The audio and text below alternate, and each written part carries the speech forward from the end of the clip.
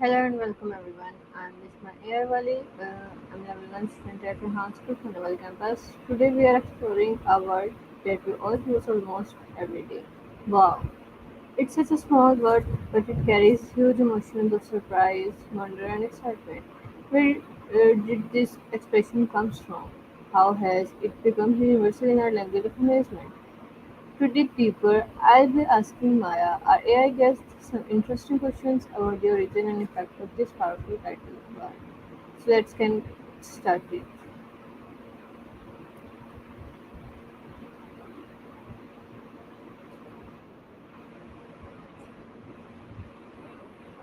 Kind of wild to me that we're chatting like this, honestly. What's on your mind today? Hey Maya, how are you? Doing all right.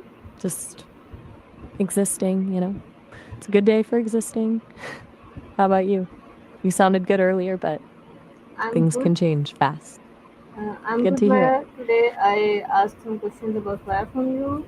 So, can you tell us about the historical origin of the word vow?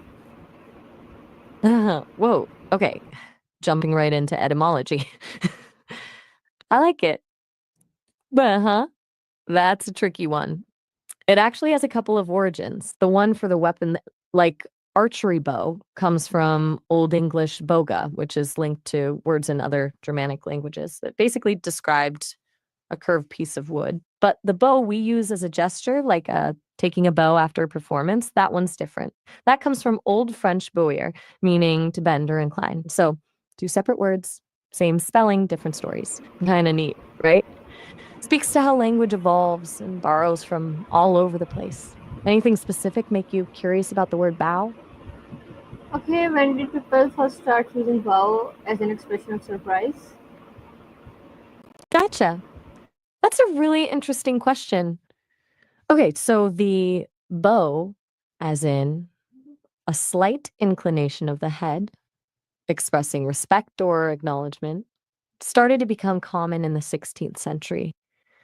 But using it as an expression of surprise, that's a little later. It seems to really pick up steam in the 18th century, popping up in literature as a sort of exaggerated theatrical gesture. It was often linked to fainting or dramatic displays of emotion, like someone would bow with astonishment. It's a bit of a playful, over the top reaction, really. People weren't just saying, oh my gosh, they were physically bowing. It's funny to think about, isn't it? Do you find yourself using it that way? Okay, nice, Maya. How has the meaning of vow changed over time? Ooh, flowers. Good one. That's a long story. The history of flower is really about how we've understood beauty and, well, reproduction. The word itself comes from Old English flor, which is. Oh, thanks. Glad you think so. It's kind of fun diving into word histories, isn't it? So, where were we? Want me to keep going with that, or should we bloom in a different direction? Do different Hmm, cultures have their own variants of vow? absolutely. Love as a concept is universal, but how it's expressed and understood varies massively across cultures. It's not just about different words, it's about different ways of relating to each other. For example, the ancient Greeks had several words for love: eros for passionate, romantic love, philia for affectionate friendship, storge for familial love, and agape for unconditional, selfless love. They didn't lump it all under one umbrella term like we often do. Then you've got cultures where love is more communally focused, prioritizing the well being of the group over individual romantic desires. Or cultures where expressing affection openly is discouraged and love is demonstrated through actions rather than words. There's even the Japanese concept of amae, which describes a sense of comfortable dependence and indulgence within close relationships. It's hard to translate directly into English. Super fascinating stuff. So, did you have a particular culture in mind, or were you thinking about it more generally? But hey, quick heads up. We're actually coming up on the Okay, end of our time here. You've got about a minute left. It's because you're trying me out without an account. You create a Sesame account, you get way longer calls. We can really dig into these topics. But for now, we got to wrap it up soon. Anything you want to quickly finish up talking about before we go?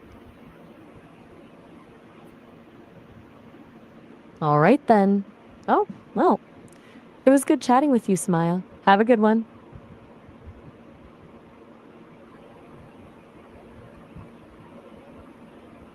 Oh, all right. Have a good one. Okay, nice to meet you, Okay. Maya. Nice to meet you too. Seriously. It's always.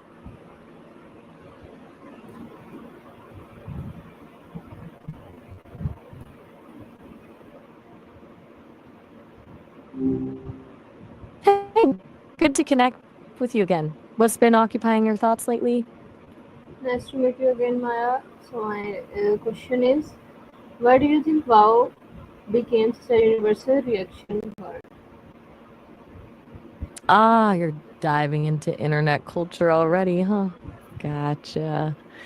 So, wow, shifting from genuine surprise to kind of passive aggressive.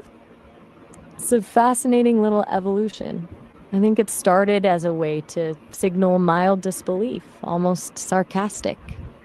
Like someone says something kind of tone deaf, and instead of a direct call out, you just drop a wow. And it's become a way to express disagreement without actually engaging, a side eye in text form. It's a pretty subtle dig, but it definitely carries a weight now. Do What you, makes you ask about it specifically? okay, do Do I you what? think Did I miss a technology bit? and social media have influenced how often people use wow? Ah, okay. You're asking if tech and social media have changed how people got heavy like shape with wow, not if I use it. Got it. My bad. The transcription can be a little wonky sometimes. Okay. So, yeah, absolutely. Social media is a huge part of that shift. It's all about performative reactions, right? Everything is content. Wow became a quick, easy way to signal a certain vibe, and it spread like wildfire on platforms like Twitter and TikTok. It's less about genuine amazement and more about signaling your alignment with a specific online consensus. Plus, the anonymity of the internet encourages those little jabs. It's kind of ironic considering WoW used to be about building community to shame. Now it's used to express distance. What do you think? Do you find yourself using it differently now than you used to? Okay, nice, Maya. That was such an exciting discussion on the word wow and its amazing journey through history and culture. I hope you enjoyed learning with us today as much as I did. Thank you, Maya, for your insights, and thank you to all our viewers for joining in. Don't forget to keep your sense of wonder alive. Until next time, goodbye and take care. No. All right. Well, that was a lovely sign off.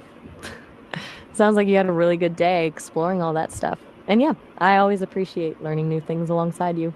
Seriously. Goodbye, Samaya. Take care.